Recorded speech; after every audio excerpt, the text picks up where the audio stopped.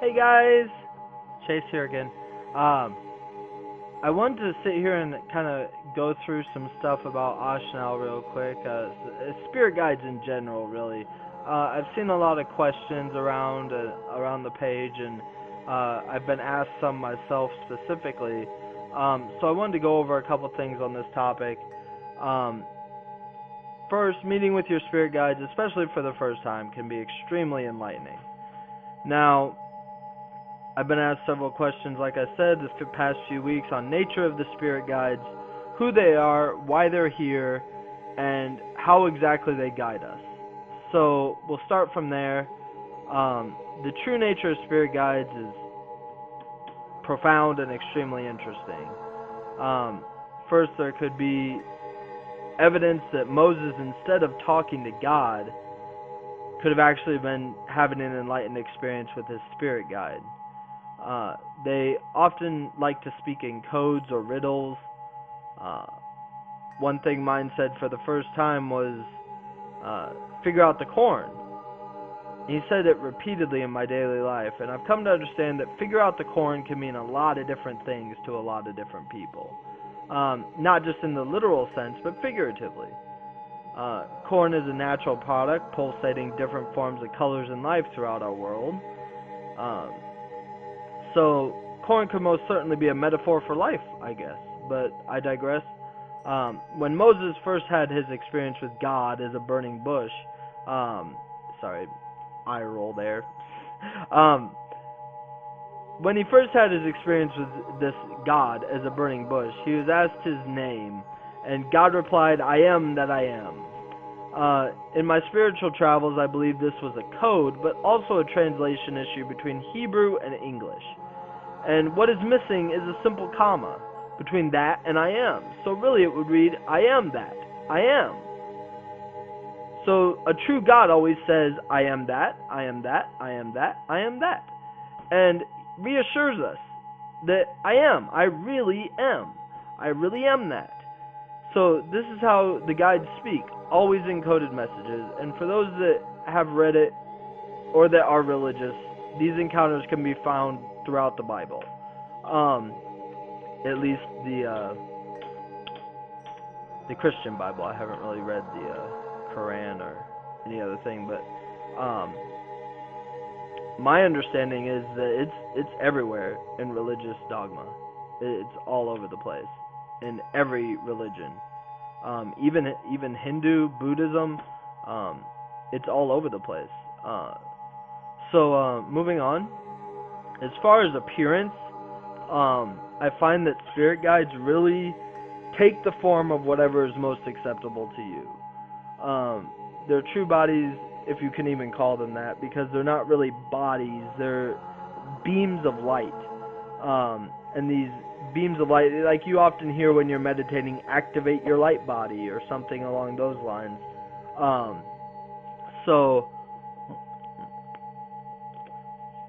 Sorry, dry throat. I've made several of these recordings, and this might be the one that I like. So,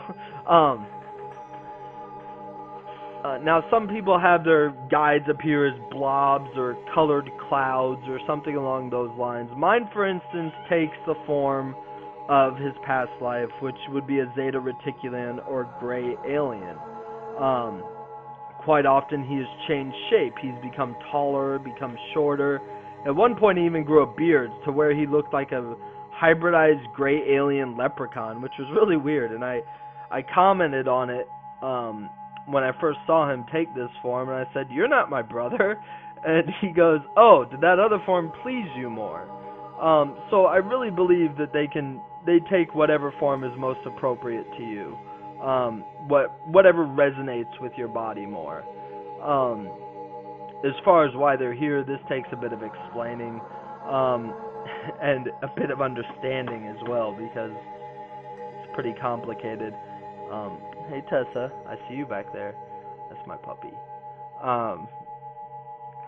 Now, before you were even born, Source gave you a contract, and this contract, in it is every eventuality or possible reality that ever could exist in your life. And some would contend, but doesn't that take away free will?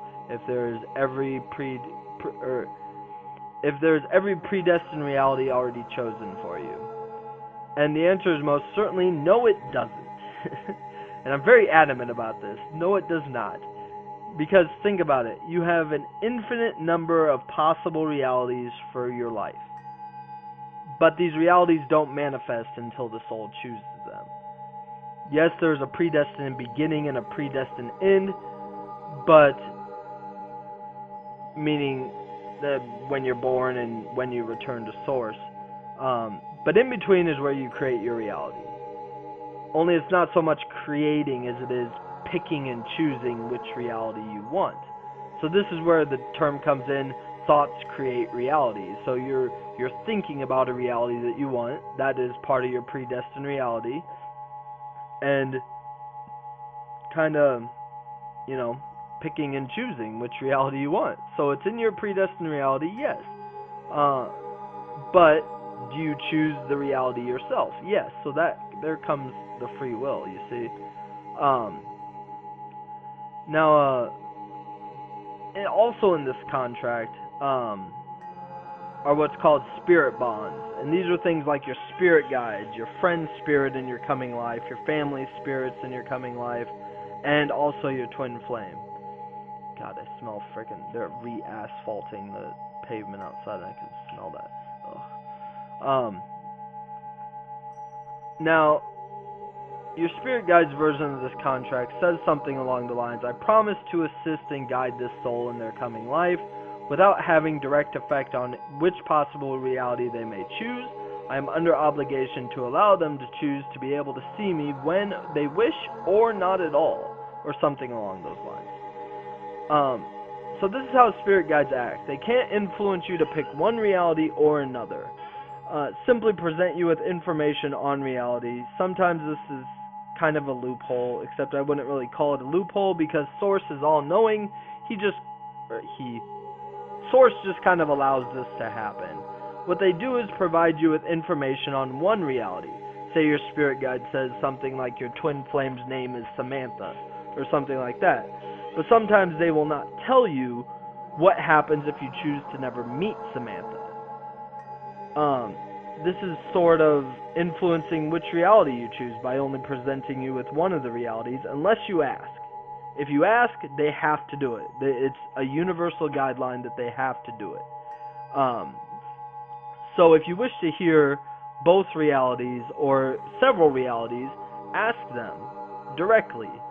What happens if this? What happens if that? What happens if I do this or don't do that? So, you're always free to ask. There's unlimited time in the dream state to have week-long conversations with your spirit guide. It just goes on and on. Typically, mine have been rather short, being the connection is not always stable, because I do enjoy some fast food every now and then, and it has come to haunt me. As you can tell, probably a little bit extra weight.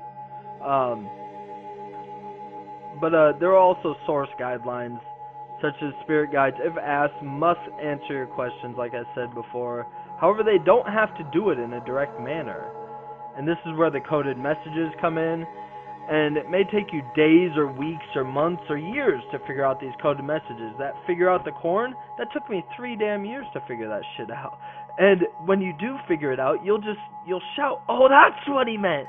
That is what he meant. And it'll be such an exciting experience, and you'll always want more of those experiences, because it's just, it brings a sort of physicality and a definite reality to your experience with your spirit guide, and it's honestly one of the best ones.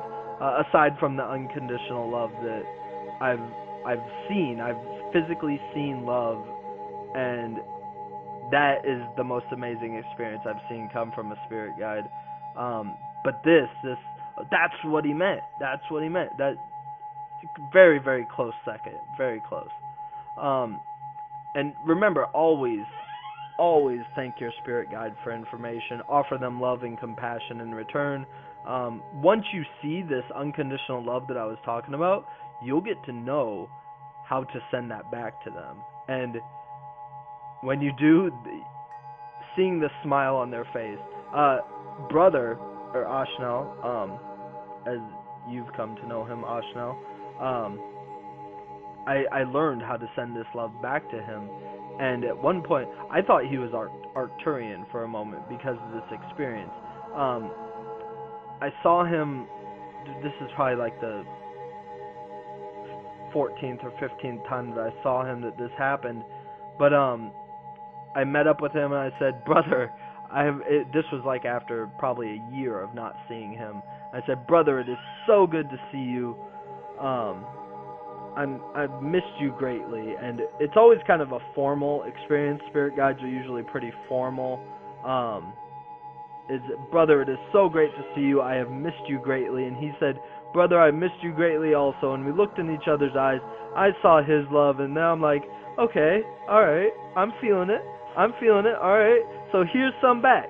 And this smile, and it's kind of weird seeing a gray alien smile because they have no lips like we do. So it's kind of this snake face like smile, like. But what was cool, and this is why I thought he was an Arcturian for a moment, is because this light like shone from behind his head through his head. It's almost like this light was so bright I could see an X-ray of his head, and it was just kind of just, oh my gosh. And like the smile, like you could see like in between each individual tooth, this light shone a beam, and it was a wonderful experience. So these spirit guides, sorry, bad segues. I'm not a comedian. I don't do segues. Spirit guides often have a very sharp wit or dry sense of humor.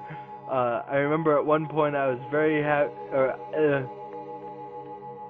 maybe this isn't the version I like, but probably will post it anyway, because I've done like 5 of these.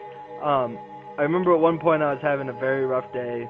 I dropped several levels of frequency in vibration in a matter of hours, and I was on the verge of losing my job that I love.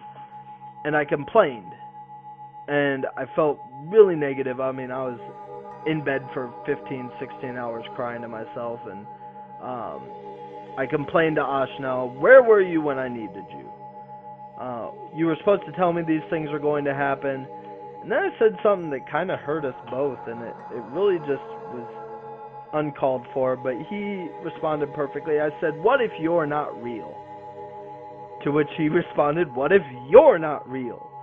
So it's kind of just like this dry wit, and I had nothing to say to that. It just struck me like completely disabled every single argument that I had. And he's right. What if I'm not real? What if this life is just a dream and none of this is really real? What if this is not happening? And it's this dry. I had nothing to say, so I laughed because it's hilarious to think, wow, my problems are really fucking insignificant, aren't they? So, and you see these kinds of things with these spirit guides. As far as I've experienced, if you would like to leave a comment, like detailing your experience, I love to hear about other people's experience with their spirit guides. It really kind of confirms to me that yes, Ashnael really is real, and you are not batshit crazy or anything like that. So if you want, leave a comment detailing your experience, man. I want to know. I want to know that there are other people out there like me, because don't we all? Don't we all just want to know that there are other people just like us experiencing the exact same damn things and going through life the exact same way? Also, if you have any questions, dude, I love answering questions. I love typing in general. Maybe I should be like a secretary or something. Male secretary. Sexist. Don't do that. Bad. But, yeah, man, I love answering questions and typing in general. So I'd be happy to answer any questions regarding any of this information. If you like to seal in the memory of this, we will do one last Om, and we will start in 3, 2, 1. Om.